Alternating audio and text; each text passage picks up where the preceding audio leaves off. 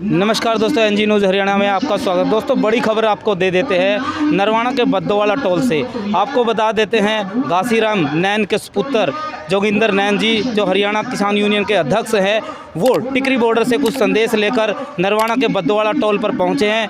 तो बात करेंगे किस प्रकार का संदेश नरवाना के लोगों को देना चाहेंगे और जो किसान यहाँ पर बैठे हुए हैं उनको किस प्रकार का संदेश देना चाहेंगे। साथ में जो कोरोना की महामारी चली हुई है उसके बीच किस प्रकार की जो सावधानियां हैं बरतने के लिए कहेंगे। सर नमस्कार और स्वागत है नरवाना पहुँचने पर। नमस्कार साथियों। सर, जिस प्रकार से आप टिकरी बॉर्डर से यहाँ पहुँचे हो, तो किस प्रकार का आज नरवाना के बद्दोवाला टोल पर आप देना चाहोगे जो किसान यहाँ पर संघर्ष कर रहे हैं, अपना आंदोलन कर रहे हैं 5 महीने से। सर, मुझे दिल से बहुत खुशी है कि मेरे अपना गृह जिला अपने क्षेत्र के अंदर लगातार जो यहाँ से किसान आंदोलन को मजबूती दी जा रही है, हमें कहते हुए खुशी भी होती है कि हर गांव से, हर घर से दूध, चाय, लक्कड़, लस्सी जो भी सामग्री थी लगातार हमारे यहाँ से दूर होने के बावजूद भी बहुत ज़्यादा संख्या में लोगों का सहयोग है। इस सहयोग की वजह से ही हम सब साथी दिल्ली के सभी बॉर्डरों पर डटे हुए हैं, चाहे संगू बॉर्डर है, टिकरी बॉर्डर है, झांसा है, ढांसा बॉर्डर है, गाजीपुर है।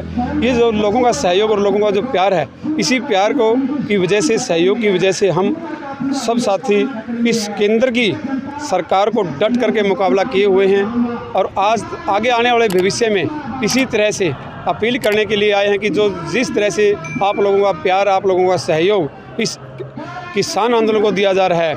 आज एक ही दिन के अंदर कई दिनों का जो समागम है, आज ईद का त्यौहार भी है, आज हमारे जो त्यौहार हैं परशुराम जी की जयंती है और भी बहुत सारे आज खुशी का दिन है। जिस एक ही दिन के अंदर हमने जो हमारे खटका टोल प्लाजा था वहाँ पर आज के दिन 5 मुस्लिम साथी इस किसान आंदोलन में शामिल होकर के भूख हड़ताल पर बैठे हुए हैं और मेरे साथ पंजाब के किसान साथी आप देख ही रहे हैं। टिकरी बॉर्डर से जो कमेटी है वो आई है। इस 5 - 5.5 महीने के किसान आंदोलन के द्वारा इस समाज के अंदर जो भाईचारा, जो सहयोग मिला है, इससे केंद्र की सरकार के अलावा भिन्न भिन्न राज्यों की सरकारों की नींद को हराम कर दिया है। वो केंद्र की या अन्य सरकारों के द्वारा इस हमारे समाज के अंदर जो जाति का, धर्म का, संप्रदायों के नाम पर एक जहर घोल दिया गया था, इस किसान आंदोलन ने उस सभी जहर को धो दिया है। सब आपस में भाई हैं। एक ही रसोई के अंदर हिंदू, मुस्लिम, सिख, ईसाई इकट्ठे बैठ करके खाना खाते हैं। उसी तंबू के अंदर सभी धर्मों के, सभी संप्रदायों के लोग इकट्ठे रहते हैं। इस बात से इस किसान आंदोलन को बहुत बल मिला है। किसानों के अलावा भी अगर बात करें दूसरे समाज के अंदर जो हमारे रिटायर्ड कर्मचारी हैं, मजदूर साथी हैं, जो हमारे पलेदार साथी हैं, आड़ती एसोसिएशन के लोग हैं, ट्रक एसोसिएशन है जिन साथियों की, चाहे वो रिक्शा भाने वाला है, नायक यूनियन है, सभी संप्रदायों, सभी यूनियनों के द्वारा हमारे इस किसान आंदोलन को भरपूर प्यार मिल रहा है, सहयोग मिल रहा है।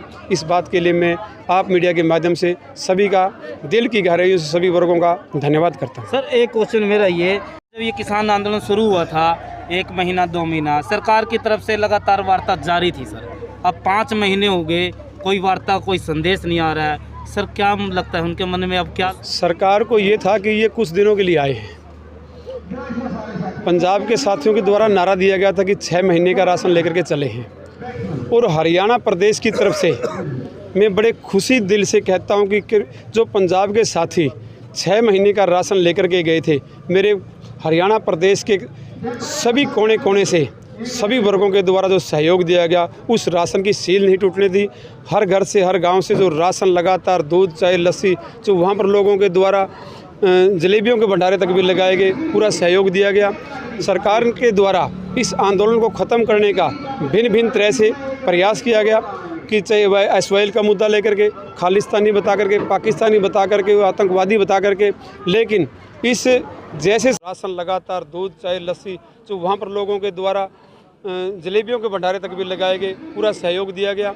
सरकार के द्वारा इस आंदोलन को ख़त्म करने का भिन्न भिन्न तरह से प्रयास किया गया कि चाहे वह एसवाइल का मुद्दा लेकर के, खालिस्तानी बता करके, पाकिस्तानी बता करके, आतंकवादी बता करके, लेकिन इस जैसे सरकार ने इस आंदोलन को समाप्त करने का काम किया, प्रयास किया, उतनी ही जल्दी से ये किसान आंदोलन मजबूती से उठता चला गया और आज ये किसान आंदोलन हरियाणा, पंजाब के अलावा ये पूरे देश के अलावा भी ये अंतर्राष्ट्रीय सीमा पार कर चुका सर क्या लगता है कि वार्ता आगे होगी सर सरकार के साथ? है। लास्ट की वार्ता हमारी 22 जनवरी को हुई थी। 22 जनवरी को जो केंद्र के हमारे कृषि मंत्री हैं उनके द्वारा बॉडी लैंग्वेज से साफ इशारा कर दिया गया था कि आप लोग 26 तारीख की तैयारी कीजिए, हम भी अपनी 26 तारीख की तैयारी करते हैं। सर मोदी जी कहते हैं मन की बात सुनिए, क्या कभी नहीं चाहता भाई मोदी जी से भी पूछें भाई देश के अंदर जिस प्रकार से ये किसान बैठे हो तो इनके सिर्फ मोदी ही मन की बात करते हैं तो किसानों की मन की बात क्यों नहीं सुनी जाती? मैं ये कहना चाहूँगा अगर हो सके तो ये मेरे विचार डायरेक्ट प्रधानमंत्री को किसी न किसी माध्यम से सुनाई दें।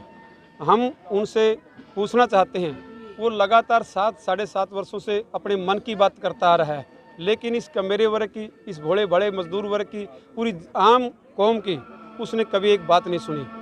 जो 70 साल का नारा दे रहा था, आज़ादी के बाद 70 साल हो गए हैं, दूसरी पार्टियों को ये कर दिया, वो कर दिया। हम पूछना चाहते हैं प्रधानमंत्री ने जब सत्ता पर कुर्सी पर बैठने के बाद एक भी उद्योग को नया लगाया हो, कोई भी ऐसा कार्य किया हो जिसके द्वारा इस आम जनता को किसी भी तरह का फ़ायदा हुआ हो? जो हमारे देश के अंदर लगातार 55-60 सालों के अंदर जो उद्योग दिए गए थे, रेलवे का है, BSNL का है, चाहे कोई और भी फैक्ट्री हैं, चाहे स्कूल शिक्षा का है, जो हमारे आज़ादी को आए हुए 70 साल हो गए। 70 सालों के अंदर जो शिक्षा, चिकित्सा और सुरक्षा 3 मूलभूत सुविधाएं हैं, कोई भी सरकार राज्य की हो या केंद्र की सरकार, उनको आज तक हमारे इस आम जन को वो सुविधा ही नहीं दे पाई है। सर मैं पूछना चाहूँगा, जिस प्रकार से किसान बैठे हुए हैं, दिल्ली पर भी बैठे हैं, अलग अलग बॉर्डरों पर और टोल प्लाजे हैं, सभी जगह बैठे हुए हैं, आज लग हमने ये नहीं सुना भाई कोई किसान कोरोना के कारण शहीद हुआ है। लेकिन जिस प्रकार से देश के अंदर एकदम से आप देख सकते हैं, जब तक रैली बंगाल के अंदर होती रही वहाँ पर कोरोना नहीं था, लेकिन एकदम जब रैलियाँ ख़त्म हुई तभी एकदम से कोरोना फैल गया। तो क्या लगता है सर, क्या सरकार का षड्यंत्र है या फिर क्या लगता है रियल में ये बीमारी है? सर क्या लगता है सर? ये बहुत ज़्यादा 90% तक सरकार का षड्यंत्र है।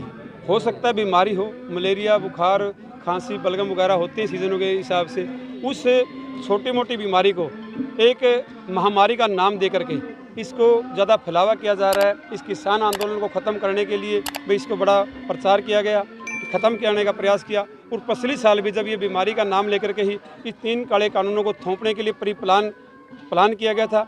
उन्होंने प्रधानमंत्री ने स्वयं कहा था कि ये कोरोना का जो अवसर है इसको सदुपयोग किया जाए, इसको अवसर में तब्दील किया जाए। उस अवसर को इसकी भोले भाले वर्ग के ऊपर 3 काले कानून थोप करके जो प्रयास किया, लोग घरों के अंदर रहेंगे और उसके पास ये उन्होंने ज़बरदस्ती, आप लोग मेरे से भी सारा समाज पढ़ा लिखा जानकार हैं, उनके द्वारा जो राज्यसभा के अंदर ये बिल ना भी पास होने के बावजूद भी थोप दिया गया किसानों के ऊपर। लास्ट क्वेश्चन, अगर आप मानते हो या फिर सरकार की तरफ से बात आती है कि भी कोरोना है, तो कोरोना है तो फिर ऑक्सीजन सिलेंडरों की कमी आ रही है जिसके कारण लोग मर रहे हैं, तो सामान क्यों नहीं पूरा हो रहा है? ऑक्सीजन सिलेंडर पूरी क्यों नहीं हो रही है सर? कारण क्या है सर? क्या लोग ऐसे ही मरते रहेंगे?